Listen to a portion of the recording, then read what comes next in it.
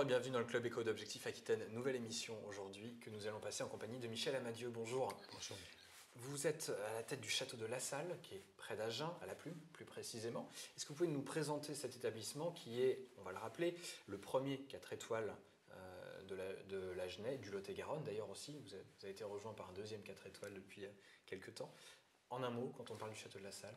En un mot, c'est une belle bâtisse du XVIIIe siècle. Donc ce qu'on appelle dans l'Agenais un château, c'est en réalité, on se croirait tout à fait en Italie, en Toscane, c'est une maison en U. Et donc c'est une bâtisse du XVIIIe siècle qu'on a achetée il y a 10 ans maintenant, parce que nous sommes consultants et j'ai eu un coup de cœur pour cette bâtisse, parce que ça permet de faire vraiment une bulle avec 17 chambres. On est vraiment un hôtel de charme qui permet de faire des séminaires, des réceptions vraiment dans un cercle fermé et donc de développer cette ambiance sur mesure et cette ambiance de charme. D'accord, donc hôtellerie, restauration, séminaire, réception, séjour, vous déclinez tout l'éventail ? Exactement. Donc nous, il est clair que l'hôtel de passage, ce n'est pas notre spécialité. Et on est à 15 km d'Agen, donc c'est vrai que la clientèle de passage, elle va plutôt en ville. Donc nous, notre spécialité, c'est plutôt de recevoir les entreprises, les équipes de direction, les lignes de management, donc pour des séminaires, évidemment de faire toutes les réceptions. Nous avons déjà signé 17 mariages pour 2014. Et donc ça veut dire que tous les week-ends pendant l'été, on est pris par des mariages. Voilà. Donc c'est notre core business. C'est l'hôtellerie, la séminaire et réception. Combien d'emplois au total ? Une dizaine de personnes. D'accord. Puisque nous sommes dans une revue business, c'est un investissement très lourd, puisque donc je l'ai acheté il y a 10 ans, et outre le prix d'achat, on a mis 1 million d'euros d'investissement dans cette maison pour en faire dans un premier temps un 3 étoiles et dans un deuxième temps avec la nouvelle classification un 4 étoiles. D'accord. Comment est-ce que vous qualifieriez l'offre hôtelière sur le département ? L'offre hôtelière, elle est très disparate. D'abord parce que il faut savoir que Agen est une ville de 40 000 habitants, mais c'est une agglomération de plus de 200 000 habitants. Donc c'est un habitat très très dispersé. Et pareil pour l'hôtellerie. Vous avez de l'hôtellerie de ville, évidemment, vous avez de l'hôtellerie de campagne, et avec des genres très différents. Donc c'est une profession qui est encore assez parcellisée, et chacun étant dans sa bulle pour essayer de faire marcher son business. Ça manque un peu de cohésion, finalement ? Je pense que ça manque, oui, de cohésion et de cohérence autour d'un axe clair. On parle beaucoup, on communique beaucoup sur le tourisme de plein air dans le Lot-et-Garonne. C'est évidemment, c'est un axe central. On ne communique pas vraiment sur tout ce qui existe à côté. Et donc c'est effectivement, à mon avis, encore un axe vraiment à développer. Il y a eu cette semaine donc ce congrès d'événements pour les événementiels à Agen, parce que je pense effectivement que, en gros, il y a beaucoup de chefs d'entreprise qui vont se dire, et j'en sais quelque chose puisque je travaille pas mal en région parisienne, pourquoi j'irai à Agen ? Et le pourquoi j'irai à Agen, c'est encore très mal compris. On voit très bien pourquoi aller à Biarritz, pourquoi aller à Bordeaux, mais pourquoi aller à Agen, ça c'est encore, entre guillemets, à vendre. De votre point de vue, quel message faut-il faire passer justement à ces chefs d'entreprise qui sont susceptibles de choisir Bordeaux, Toulouse, Biarritz, etc. et Agen ? Eh bien, c'est que vous avez une offre dans cette région, une offre qui vous permet de faire vraiment des séminaires sur mesure, de donner une couleur à vos séminaires ou à vos réceptions que vous n'aurez pas, avec tout le respect que je vous dois, parce que ce sont évidemment des segments de marché différents, à Bordeaux, à Toulouse, dans des grandes villes. Là, vous pouvez faire, si vous faites un séminaire chez nous, on a dans notre offre, par exemple, on a tout un tas d'animation. Vous pouvez, comme je l'ai fait pour des usines d'Areva, vous pouvez gonfler et démarrer vos ballons, Les dirigeables ? j'ai perdu le mot. Montgolfière. Voilà, des montgolfières. Vous pouvez partir du château en montgolfière, vous pouvez faire un rallye à partir de nous dans le Gers, etc., en 2 chevaux. Vous pouvez faire, enfin, il y a plein de choses que vous pouvez faire dans cette campagne qui sont vraiment tout à fait particulières. D'accord, ok. Alors, le château de la Salle, c'est une de vos casquettes. Néanmoins, vous en avez une autre, puisque vous êtes aussi le dirigeant d'un cabinet qui s'appelle TrimTab Consulting. Est-ce que vous pouvez nous expliquer un peu ce que vous faites? Bien, je vais le résumer à travers le nom.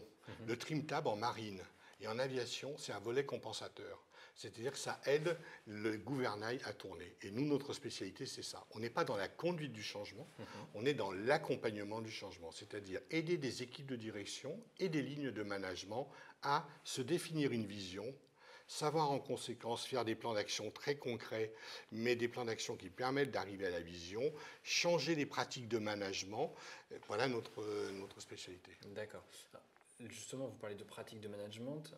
Elles sont régulièrement remises en cause, notamment par la génération qui arrive dans l'entreprise en ce moment, la fameuse génération Y. Globalement, qu'est-ce qui ne va pas de votre point de vue? Est-ce que c'est une organisation pyramidale, historique, qui ne convient pas? Est-ce que ce sont des pratiques managériales qui ne conviennent pas? Est-ce que c'est une génération qui ne convient pas finalement? Bien, c'est les trois.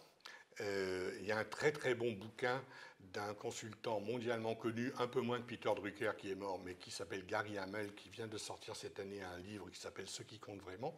Et effectivement, il pointe le doigt sur les 3 problèmes que vous soulevez.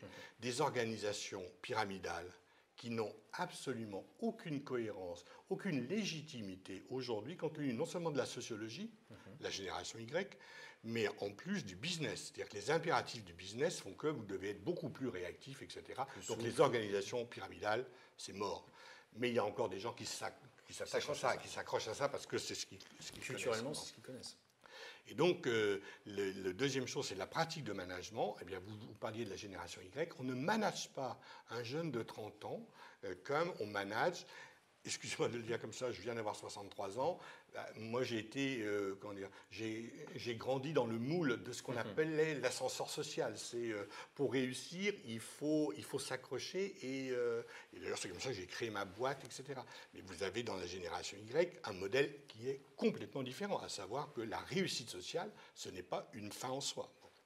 Donc il y a vraiment des aspirations de la génération Y complètement différentes. Puis donc il y a des modes de management, des pratiques de management qui ne sont plus du tout adaptées à ce qu'on disait, à savoir à travers les nouvelles technologies, vous avez fermé votre iPhone, etc. Je travaille beaucoup avec, d'ailleurs ici dans cette région, vous en êtes un bel exemple. Beaucoup de sociétés opèrent dans un cadre mondialisé, sont des filiales ou des entités de groupes internationaux. Aujourd'hui, il n'y a plus de décalage horaire avec votre iPhone, etc. Avec Skype, vous pouvez parler avec votre patron à San Francisco, etc. Bon. Bref, la pratique de management, elle doit évoluer, non seulement compte tenu des nouveaux outils technologiques, mais aussi des impératifs de business, etc. Et si vous le mettez en plus avec les évolutions des jeunes, ben effectivement, c'est ce qui fait qu'on continue à travailler beaucoup, c'est justement d'aider des managers, des équipes de direction à comprendre quels sont les ressorts et comment on peut entraîner les gens sur un projet partagé et non pas sur un projet imposé. D'accord. Pour qui travaillez-vous? Des PME, des grands groupes? Bien, on a la chance, mais ça j'y tiens en tant que créateur d'entreprise, ça fait 20 ans que j'ai monté ma boîte, on a la chance d'être ce qu'on appelle dans le jargon des consultants un multispécialiste. Autrement dit, on va travailler dans l'audiovisuel, donc pour des sociétés publiques, mais on va travailler aussi pour des grands groupes internationaux qui ont des activités ici, en Aquitaine ou en Midi-Pyrénées, mais aussi à Paris où je travaille quasiment toutes les semaines, et aussi pour des belles PME, parce qu'ici, dans cette région, il y a des très belles PME, qui sont d'ailleurs souvent des PME innovantes, je pense notamment à l'agroalimentaire, mais donc des PME qui sont souvent dans des contextes internationaux, des contextes de concurrence forte. Donc voilà, nos clients, ce sont les entreprises, ce qu'on appelle les grands comptes privés et publics, mais aussi les PME. Et puis j'ai un attachement particulier pour ce qu'on appelle dans le jargon les LBO. Mais ça, c'est lié à mon âge. C'est aider à un quadra, un jeune ingénieur qui a monté dans la hiérarchie. La boîte est à vendre, il la rachète, il s'endette avec un fonds d'investissement et il faut qu'il passe de salarié, même directeur, de salarié à patron, avec tout ce que ça veut dire, rembourser une dette, etc. Et ici, notamment dans cette région, il y a des choses très intéressantes à faire, et j'aime particulièrement ça. Michel Amadieu, merci beaucoup. Ben, c'est moi qui vous remercie. Merci à vous d'avoir suivi cette émission. Je vous donne rendez-vous demain pour le Club Éco à nouveau. Passez une bonne journée. Au revoir.